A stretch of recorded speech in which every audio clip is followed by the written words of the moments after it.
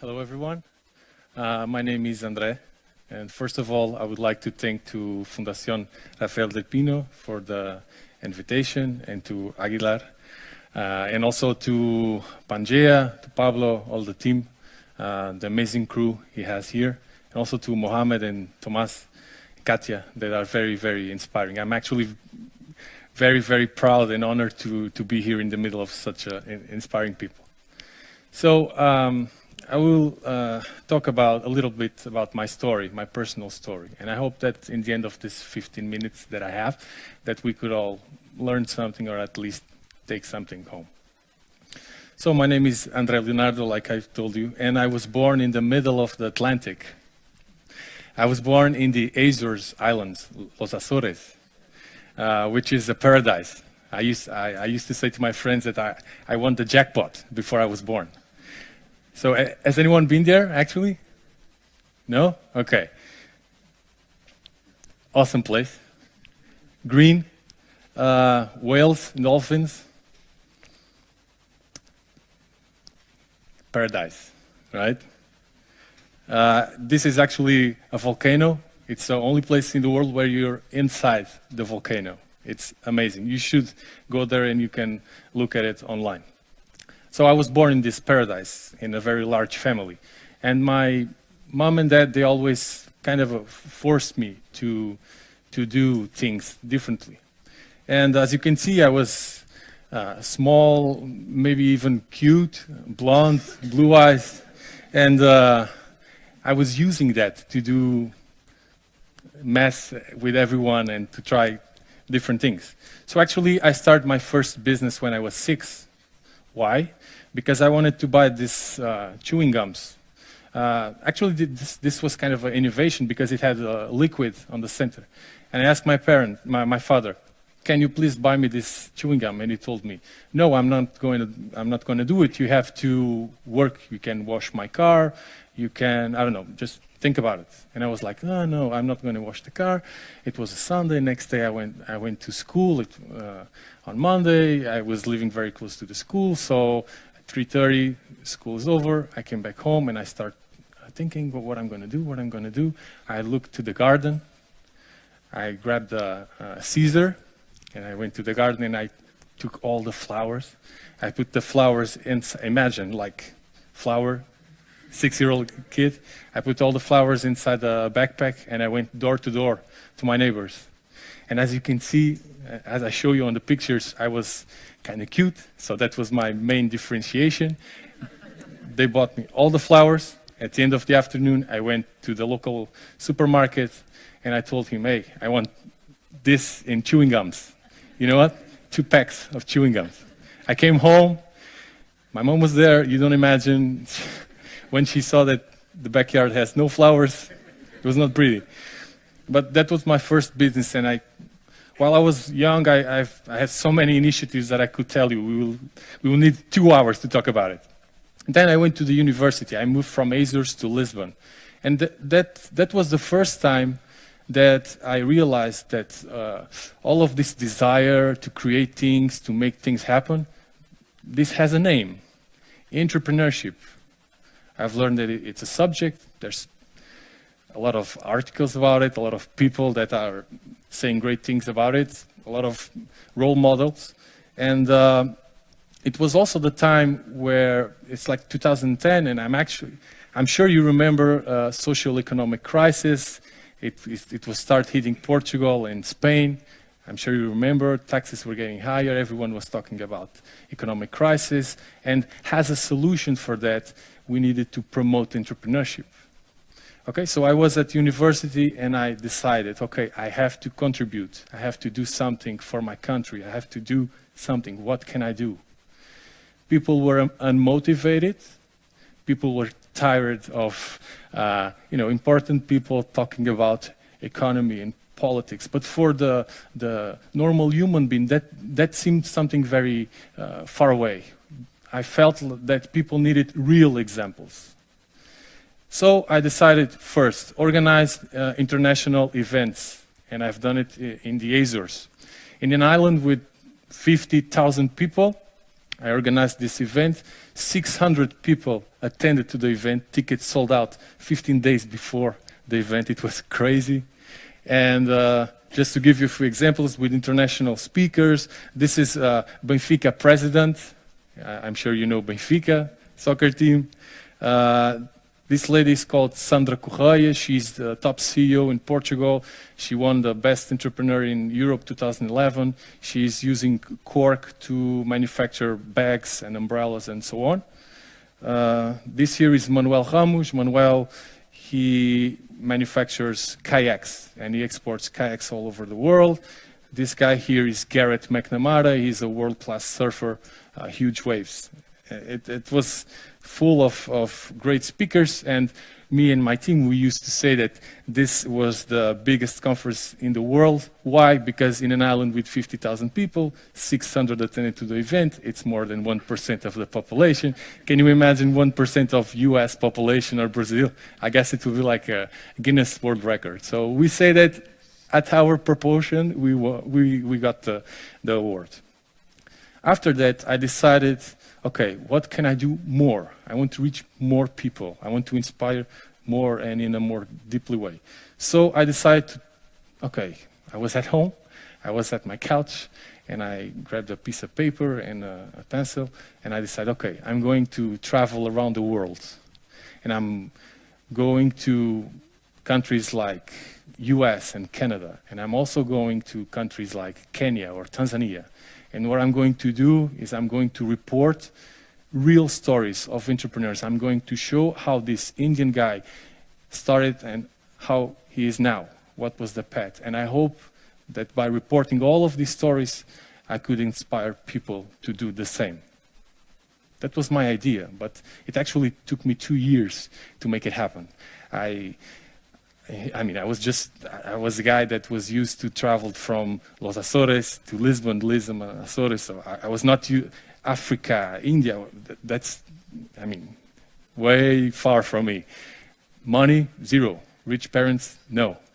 So, first of all, for 2 years, I met with potential sponsors. I talked to 97 organizations.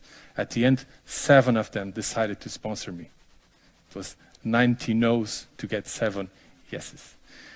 I also sold everything I own. I mean, I didn't own much, but I sold everything. And then I also made a crowdfunding campaign.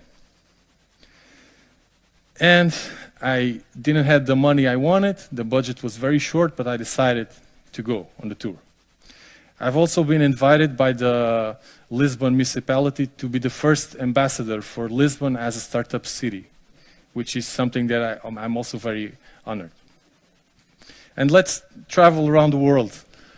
So I started in Lisbon, Azores, Czech Republic, Israel, Palestine, Kenya, Tanzania, Mozambique, India, Nepal, Hong Kong, Macau, Thailand, Malaysia, Singapore, Australia, Japan, then Mexico, Brazil, Uruguay, Argentina, Chile, Silicon Valley in US, Seattle, US, Toronto in Canada, Boston, New York, and Rhode Island in US, England, and back home.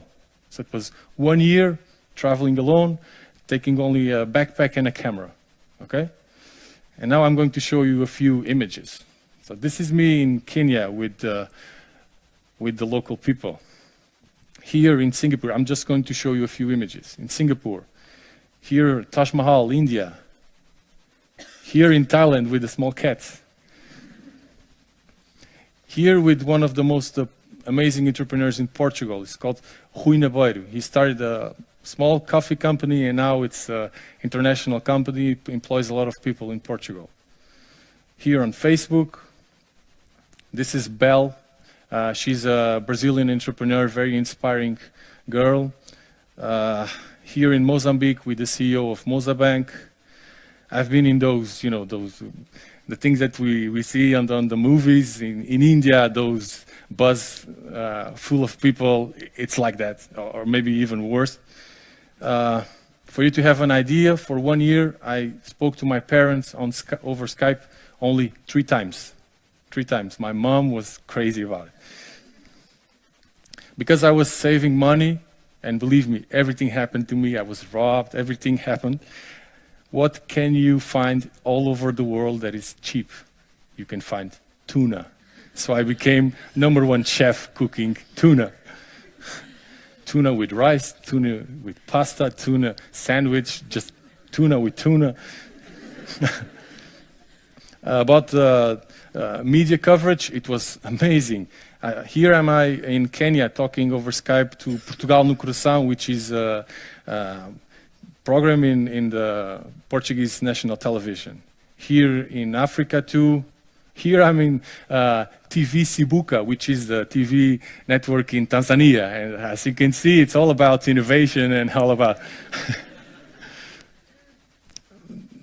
I mean, many magazines from the Boston Globe to TV Sibuka, Portuguese networks. I could put a lot of logos here because it was really, really amazing. And in total, 12 months, 23 countries, more than 126,000 kilometers, and I've spoke to more than 100 people. And now I bring you 3 little stories, just for you to check what kind of people I've talked about. So this guy is called Ricardo. He's Portuguese. I met him in Lisbon. Ricardo, born with no physical problems. He was actually a very energetic guy. And one of those days when Ricardo was 15, he was at the beach just playing with the friends, and then something went terribly wrong, and Ricardo is now tetraplegic. Okay, so he cannot move his legs. He has, it's difficult for him to move and to control his hands and his arms. I would like to tell you that Ricardo now is 39 years old. He's the CEO of 6 companies, 4 in Lisbon, 1 in Évora, and 1 in the United Kingdom. He employs more than 60 people. He's married and he has a son. And when I asked him, how can you do these things? I mean, this is crazy. He told me, I was going to take a picture, imagine Ricardo here, and I was going to take a picture with my phone, like this. And he told me, no, put the phone like this. And I was like, okay. I took the picture. I asked him why. And he told me, I want everyone to see this chair. I want everyone to see me. Because this is not an excuse. I have all your problems, more my physical problems, and I'm doing it. People in your generation don't do it because they don't want. They don't have the desire, they don't have the will to and the passion to go for it. So Ricardo really left a mark on me, and he's what I call a Superman. He's one of the most inspiring entrepreneurs I've ever met. In business, yes, but especially in life, because I believe that entrepreneurship is an attitude. Now, I'm going to tell you a very different story. This guy is the Indian Cristiano Ronaldo. Why? I was in India with my backpack, everything very confused. And this guy, suddenly, from nowhere, he touched me here in the neck. And I looked back, and he said, "Can I clean your ears?"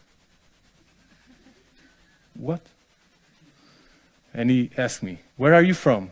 And I said, "Portugal." And he said, "Oh, okay. I am the Cristiano Ronaldo of cleaning ears. Okay? Can I clean your ears?" And I was like, no, you can't. I mean, this is crazy. Imagine that we go to Plaza Mayor, clean ears to everyone. I mean, it's crazy. Actually, let me show you how it works. So the swab is here, ready to clean any ear that passes by. And here down is the towel that he uses. If on one side this is crazy, on the other side we spoke for a few minutes and I asked him why. And he told me, you know, André, here people, the government does not support us. We don't have like unemployment fees. We don't have NGOs that can help us. There's so many people and we are poor. So what I can tell is that I need to bring some money home. I need to put food on the table. I have a wife, I have 2 kids. I need to make things happen. And he told me this. He told me, here you only have one rule. You have to do it. If you don't do it, you don't eat. And for me, this was very shocking because I'm used to do a business plan and then all of that. You don't have business plans over there. And I used to think that, man, I was born in Portugal. It's such a nice place. We have, governments, foundations, programs, acceleration programs. We have everything. What am I complaining about? Also want to tell you this story. This guy is named Kennedy. I met him in Kenya. I was in Nairobi and I was going to visit Kibera. Kibera is one of the biggest slums in the world. Okay, and I was going there and I was a little lost. And I met Kennedy on the way. And I asked him, oh, I'm going to Kibera, can you help me? And he told me, yes, I actually live there. So we are 1 kilometer away. So you can come with me and we can, I can drop you whatever you want. So we start walking and he was like smiling. Why? Because I'm from the same country as Cristiano Ronaldo. The guy was super happy. And he started asking me, hey, I asked him, how's life in Kibera? And he told me, oh, life is great over there. I mean, I really like to live there because people are free. As you can see, the houses are, packed, but I'm very close to my family all the time. It's amazing. I really like to live there. And then he showed me his house, very similar to this. So floor was dirt, okay, mud walls, some metal sheets on the top, on the roof. He was very happy saying that, oh, I have a room. And his room was like just a small bed on the corner. He said, he also told me that he has a sofa. And the sofa is just a broken sofa on the ground. And I asked him, how about the bathroom? And he told me, oh, here in Kibera, we don't use bathrooms. We just use some plastic bag, and then we throw it away. So what you see in Kibera, it's something like this. And I was seeing all of this, and probably like you, I was very impressed, very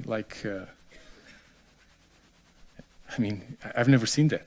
And suddenly the guy asks me, how's life in Portugal, in Europe? And I was like, life in Portugal. And I said something like this, it's great, the weather is nice, we have this and this. And besides of the economic crisis, things are, starting to improve. And his face went from this to this. And he was like, crisis, oh, okay, but how many times do you eat? He continued, because last time there was a crisis here in Kibera, me and my family, we were only eating 1 time a week. How are you? I don't know about you, but about me, this puts life into perspective. I no longer complain. I can actually tell you that I was never in crisis, never. Maybe I don't have the money to go out for dinner every day. I can eat with my family at home.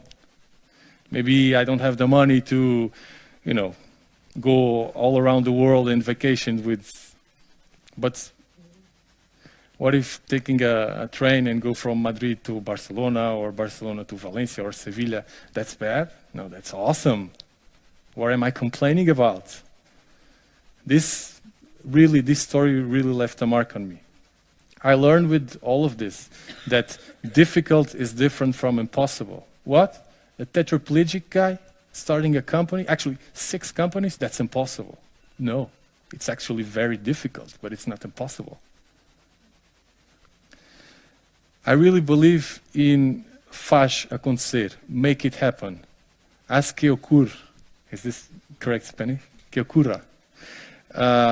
And this is what my project is all about. It's about spread the word about entrepreneurship. Entrepreneurship as a way of life, because I really don't like when people say that entrepreneurship is starting companies. It's not. Entrepreneurship could be starting a company, but you can also work for someone else, and you're an entrepreneur. Or you can be an entrepreneur in your life, doing things that you're passionate about. Look at the world tour. I mean, I had nothing. I have not created a company. I was not working for someone else. I was just trying to do personal project, but in order to do it, I had to be an entrepreneur. I had to fight for everything. So I see entrepreneurship as a way of life.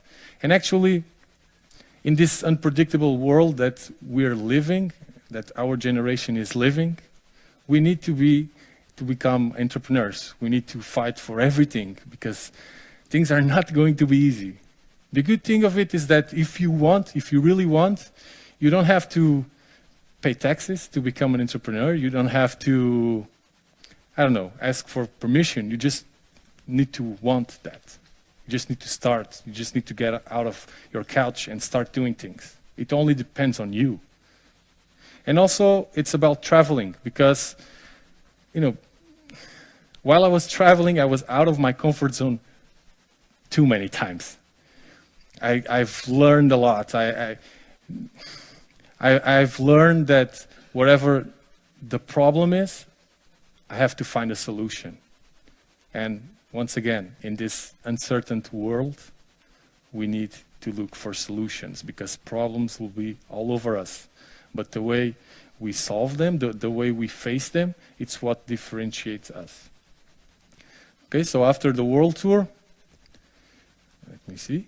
Okay, I've launched this book in the end of last year called Faz Acontecer, which I selected the most inspirational stories I found all over the world.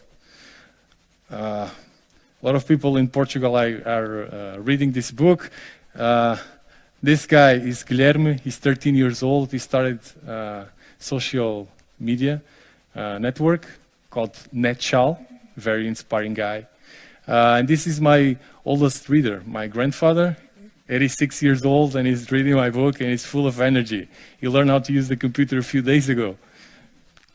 I'm going to a lot of TV interviews to spread the word, to spread this inspiration that I want to spread on these young generations. I'm going to events, many events, as I lost my voice 2 weeks ago, and this is the pills that I'm taking so I could talk. Well, I hope I could make you think a little bit about entrepreneurship, about the way I face life. Thank you very much.